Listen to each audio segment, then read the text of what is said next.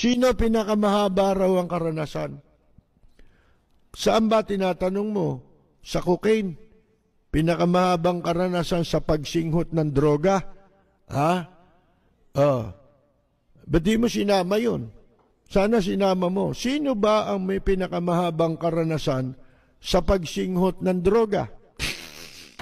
Mga kaibigan, sabi niya, 4 na terminong gobernador. Naging 4 daw terminong gobernador. 1 terminong kongresista. 1 terminong senador. Si Bongbong Marcos. Naku, mahaba. Ang dapat na pagbatayan, hindi track record yan eh. Ang track record, yung ginawa. Hindi ba? Dapat yun ang sabihin mo, ano ginawa? Totoo ba? Mahaba ang karanasan sa cocaine. Yun ang ipaliwanag mo. Di ba? Yun ang track record niya eh.